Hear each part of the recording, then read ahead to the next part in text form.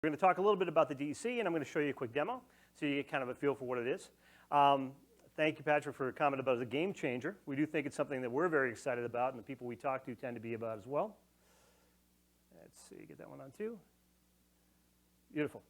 So the interesting thing, when you talk to marketing people, how many marketing people do we have in the room? Okay, we got a handful of you people surrounded by tech people. Great, so I'm talking to you guys. All right, you can listen in if you need to. That's fine, not a problem. So we know that digital marketing is something that everyone's trying to push for, and we can see all the numbers are pointing at it to being a fast-growing industry. So we think that the solutions that we have, we're going to grow with them. So we're seeing that digital marketing is really, it's double-digit spending. We're seeing it about 3% of revenue for digital marketing itself. So there's money to be had out there, whether you are a vendor that is looking to implement a marketing solution, or whether you're a marketer yourself and are looking to justify this to your executive board. The money should be there because your competitors are already doing it. And the thing is that marketers are feeling this great pressure to try to do more. And as a marketer myself, and I realize that there's so much being asked of me to be better than I was yesterday. So it's something that I think when we take a look at the need, it's definitely there. So let's take a look at about this story. Now, it really does take two to tango, right? Because you've got what your clients are trying to do, and you're trying to serve them, right? You want to give them what they want. But as a marketer, you also want to help them make the right decision. We'll put that politely. So as a marketer, you're trying to guide them in a way that's going to be what they're looking for, but also what's going to help you as an organization. So it really comes in 4 different groups. So we have our wonderful world of discovery right here. So this is where your client is out looking for things. Now, if you remember, anyone here old enough to remember like the first VCR you ever got? Not DVD player, but VCR. Okay, there's some gray hair out there that you're not answering, and I understand that. I remember very vividly the first VCR I got when I was a child, and we went to buy it. And we went to Sears. Because if you think of the process back then, where'd you go? The Sears catalog, right? When you look for your Christmas list as a kid, if you're my age, you look through the Sears catalog. And then you went to a Sears store. And then you talked to a Sears representative. And then you bought something. You're pretty much in the Sears world from the beginning, weren't you? It's not the way it works now, is it? Now you're not in the world. The number we saw, 57%, that's actually from a corporate executive board study. 57% of decisions are made. I think it's far beyond that now, to tell you the truth. So we get problem awareness requirements. That's when they're starting to look for things. That's, as a marketer, we need to be out there. We need to be educating. This is the showing you my value. I want you to think of me as an expert. So when you come and you say, wow, you know, I think we need something like that. I remember this company that actually, they seem pretty knowledgeable. They might be a good person to look at. That's what we're looking at here. When we go to consideration, it's all about getting found, because they're doing their research at this point. But they're not talking to you yet. To Patrick's point about SEO, this is when they are going to Google, and they're going to all these different places. And so when you search for something, I was trying to figure out I was going to get a Fire, or a Roku, a Fire, or an Apple TV. And I went to Amazon, not to buy something, but to look at the reviews and the things I could look at. So they're looking at these social sites to try to figure things out. It's a process we all go through now. So you have to make sure that when they start looking for you and they do that Google search, or seeing that reference on that website, that you are able to get found. Then you need to guide, show, and persuade. I love that word, persuade. So this is when you start offering tools up, right? It's like, how many people have ever put together some kind of, someone comes and say, well, we're going to put out an RFP. Do you have an RFP template we can use? Anyone have one of those? Totally wired for you, but doesn't seem like it. It's just your point of view, which makes sense. This is why we think it's the right way to go, so this is what we're going to put out. Happens to be wired in your direction, that's what happens. So, but it's also valuable for them. If they're trying to find things, a woman came up to me at a healthcare event, and she said, I asked all my healthcare people to try to find a CMS RFP template. They gave me something that was 1 page because they don't understand the space. So we're more than happy to provide her, and she's smart.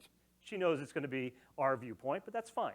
You take with it what you can out of it. So this is when you start providing this type of information to try to show them the decisions they need to make. And finally, it gets beyond selling, it gets to keeping them there. So this is kind of the process that we both go through, right? The company and the organization. But let me tell you something. As a marketer, I don't know a lot of this stuff. I don't know what they're doing. I want to know that. If I knew this guy was looking, or if I could figure out before he talks to me, he or she, in this case it's a he, if I could figure that out before they tell me, I'm in pretty darn good shape. So this is actually, gentlemen, I was at another event. I've been going to a lot of events lately. I've been on planes a lot. Avinash Kushek, he wrote these 2 books. He's actually a digital strategist for Google. Did a great keynote at this event where I was. And he actually, and when Michael was up here before, he talked about the funnel doesn't work. This guy hates the funnel. He used some very flowery language. It was like a non-bleeped out episode of South Park when he was up there. And this is a keynote, and he's dropping F-bombs everywhere. I thought it was actually kind of cool. But what he started talking about is we are all at different parts of our search process. So I live in New England. We had the worst winter ever last year, 108 inches of snow.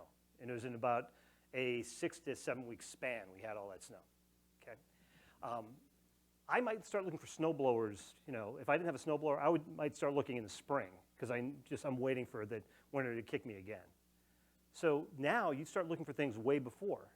So when you start looking, it's not when you have a need sometimes. It's just when you have a curiosity. But you need to start capturing that involvement. Because if you don't do that, you're not there when they actually are ready to make that decision.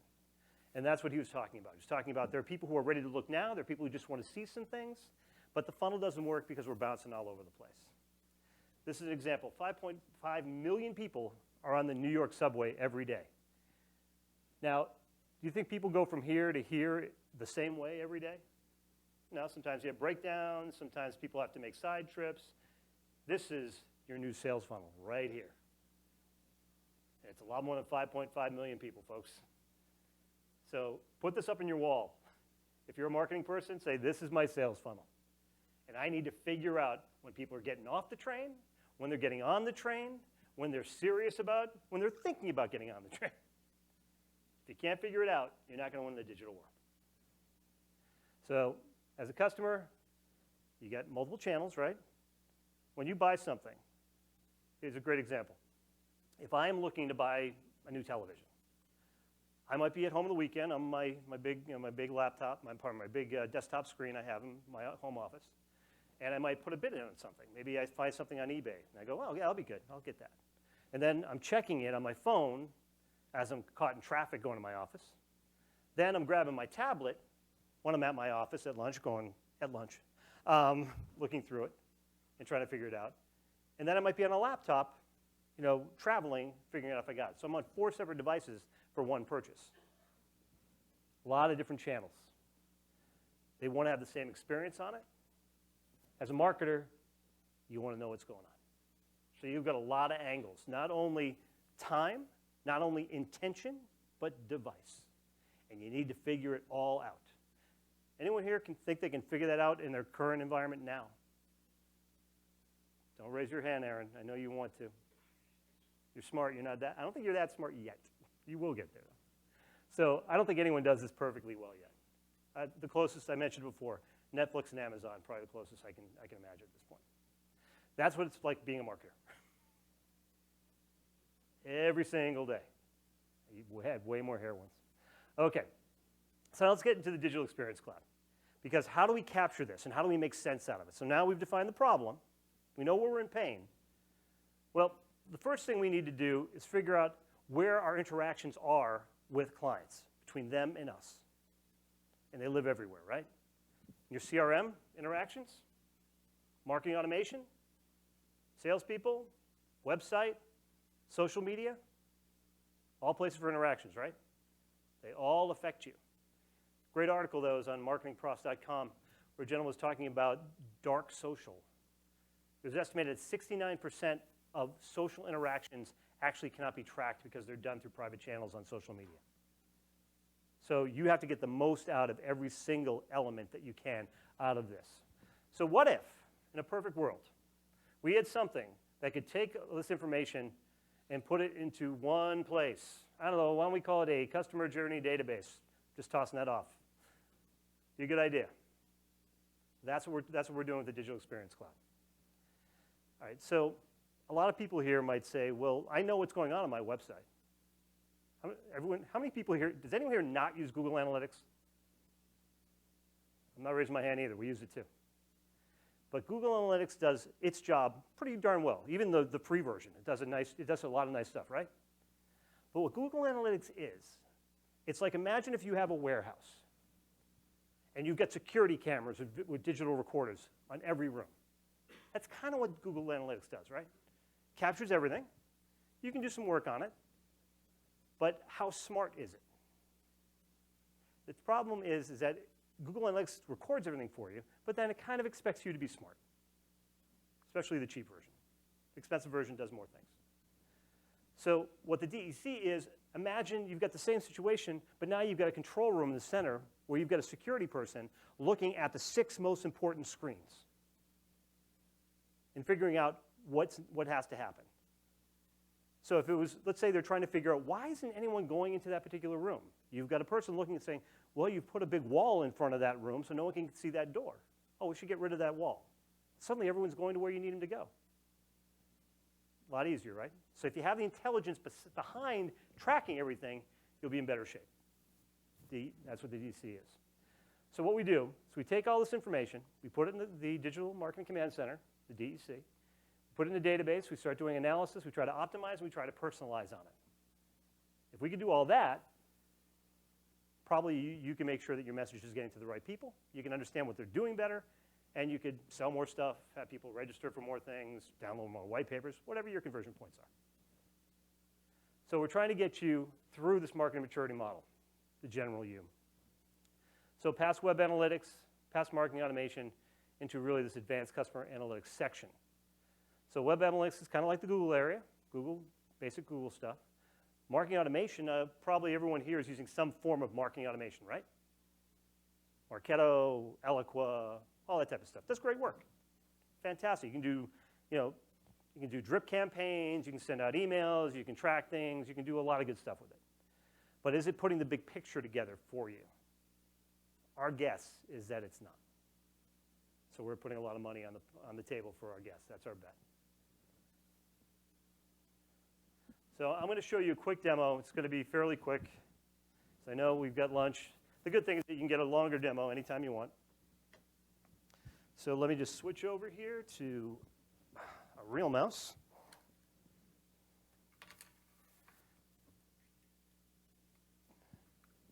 And through the wonder of Alt-Tab. Okay, here we are with the Digital Experience Cloud. This is our first look at the desktop. So we see that we've got our conversions, our touch points, our interactions, and our new contacts. We also see our most improved conversion. By the way, you can change this if you want. You can change the desktop. How can I get more conversions? This is one of the good things about the Digital Experience Cloud. What it actually does, it kind of reverse engineers success. So it takes a look at the people who have actually achieved your conversions and then takes a look at the people who almost have and starts segmenting based on that. So let's say you have 100 people that have purchased a product and you've got 1,000 people that haven't, but they've gone along the same path. Well, you might say, well, if I give them this one more piece of information, well, chances are they might buy that product. That's where the intelligence comes in. We've got our personas, and we talked a little bit about personas this morning, and a few people raised their hands that they're doing persona work. It gives you the ability to create personas and then start tracking them. Now, the interesting thing about it, now here's something when I joined the company. I've been at the company a little less than a year. As a marketer, I came in, and I started hearing about the product line. And they told me about this, and they said, well, when people come to the website, we actually gauge what they look at, and we start putting them into personas, and we can start personalizing content to them before they tell us who they are. Like, excuse me? You can do that? I've been looking for that for pretty much my entire career. My big challenge as a marketer, I can't market to people I don't know what they want.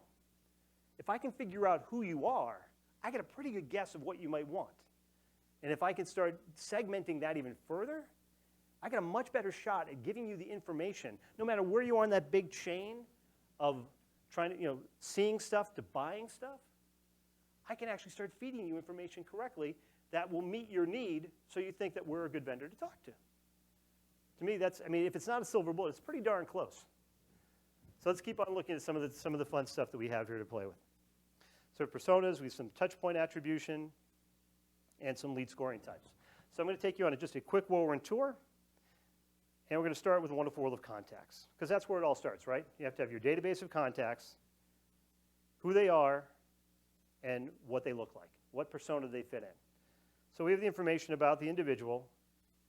So we have all that information that we have here. We can pull this information in from multiple functions, so from your CRM. So here's a great example. If when I was at this healthcare conference, there was this woman said, listen, we talk to both patients and doctors, and they both come to our site, and we don't know what message to give them. Well, wouldn't it be great if you looked and say, well, based on the information they're looking at, it looks like they're a doctor. So I'm going to start personalizing doctor-based content to them. But then, so let's say I'm personalizing a particular set of services to them. But then they actually log in and tell me exactly who they are, and I go, wait a minute, we know that doctor. They already have half these services. I'm not going to pitch them those. I'm going to pitch them the ones they don't have. So you could start doing work like that based upon the information you have, and we'll actually merge that in the DEC after you figure it out. So we have all their anonymous stuff, and then when we figure out who they are, we'll actually merge it all together so you have a better profile. So this is just, to me, really exciting stuff. We can do lead scoring. We can also define the personas. So let's actually jump in to personas and talk a little bit about that. So here we have a set of personas, and these are the ones you define yourself. And we can see the contacts that have been recognized at those personas over the course of time. So I can start targeting based upon those personas. And that's within the last 30 days. I can change that to be the last 6 months, last year, what have you. And I can actually take a look at the contacts past persona thresholds. So let's think about this. As a marketer, if you're sitting there and you're trying to break into a new market and a new buyer, and you could walk up to your CEO and say, that's our growth path for that particular type of buyer. Are you going to be a superstar to the CEO? Probably. They're probably going to think that you're right on top of things. You're doing a heck of a job. So you can take a look at the personas. We can actually define personas, so we can create them. And this is pretty straightforward. Your name, distinctive characteristics, gender, age, income, bios, dislike. This is exactly what you do when you set up marketing personas. So when my team and I sit down and we define personas, this is exactly what we do, usually in a spreadsheet. But now I can start using this in a system that will help me put people in these personas. It's a whole different ball of wax. So we can also do lead scoring. So this is traditional lead scoring. So what happens here, you start rating things. When people look at them, you give them points. At a certain point, they become a particular type of lead, a hot lead, an MQL, things of that nature. But the nice thing is that you can actually kick off things to happen. So let's say when someone becomes a hot lead, you'd like to start them in a nurture program in your Eloqua or Marketo system. You can do that, and the system will actually do that for you. So as they start traipsing through your website, you're gathering information and then taking action against them. Again, I know this is a bit of a whirlwind tour, but there's a lot of stuff we can show you. And now touch points. So I want to just take a second to start with touch points. Basically, this means pieces of content or different elements that you can define that you can start measuring. So if you have a website full of great content, are you really measuring what the impact is of that content? Do you understand what elements are actually great pieces of content? So if I look at my free bring your own device security, I can actually drill into this, and I can take a look at the number of hits that particular piece of content does, and also the attribution towards different conversion points. So in this case, I can see that for opportunities, it has a 1.1, which means it's 10% above average, versus a -1, meaning that it's not contributing anything to my registration for a particular event goal. So but when it comes to driving opportunities, I'm in really good shape when it comes to that for that particular touch point. Would that be a handy thing to have on your websites to understand what content's actually showing you great value? So let's talk about conversion tracking. This is where it gets kind of fun. So let's pop into opportunities. So this is a conversion. This is something I want people to do. So I've got my conversion rate. I can take a look at conversion over time. I can see my top attributing touch points for that conversion. So if I want to invest more, so let's say I'm doing a personalized homepage, and that's driving conversions. We can look at personalization in a minute. The assessment doing really well for me. 7 reasons to choose quantum white paper, not too bad. I can see enterprise security story. Oh, that's not doing well for me at all. So I shouldn't emphasize that particular piece of content. And I could even take a look at campaigns that I've run against that conversion. So I can take a look at what conversion to increase. I want to do opportunities, who to target. I can create my own segments. And these segments can be based on a wealth of different things. So what people look at, it can be based on geo, it can be based on path of content, age, geo, industry, particular company, anything you want to create in a segment, you can do and start aligning it to your conversions. You tell I'm excited about this, because I think this is fun stuff. We can also take a look at the engagement and conversion rate. Now, 2 different things. So engagement, if you created a campaign, did they do what you wanted them to do? Did they click on that link? Did they download that white paper? If they did, we're going to see an increase here. And we can see we had a 23% engagement rate jump. And I've got 52.8% increase in conversion rate, meaning that even though I had 23% more people do this, I actually had a 52.8 increase in my conversion rate, meaning that I was looking at the right people. My segment was pretty good because I'm getting twice the hit rate based upon them doing what I wanted them to do. So to me, that's really exciting if I can start tracking that type of information. And you can see my engagement rate change over time. Okay, I'm running real tight on time here, so I'm going to go through this pretty quick. Then we get to the wonderful world of recommendations. Now, this is where it gets, to me, a lot of fun. So the system is doing that kind of reverse engineering of success. So it's taking a look and saying, okay, based upon this, for registrations for this event, I get a big group there, over 3,600 people. I can probably jump my current from 0.13 to almost 16.4% increase if I attack those people with a message about refurbishing. So let's do a scenario for you. So this is a PC company. They sell laptops, tablets, gaming PCs, work systems, all that type of stuff. Now they're saying that I'm trying to get people to register for this. I found a group of people in the system, 3,600 strong, that I'm betting based upon the people who have actually signed up, if I show them some message for refurbish because they're very green oriented, or maybe it's an ability to get a discount on a machine if they turn an old one in, that the system is telling me that you could probably jump that from less than 1% to almost 16.4%. And also it's telling me, if you look in the right-hand side, it says it's a high probability of happening. The system will actually gauge it and go from high to low on probability. So it will start telling you where it thinks your best bet is going to be to increase your conversion points. Okay, marketing people, are you happy? Because this is going to help a lot.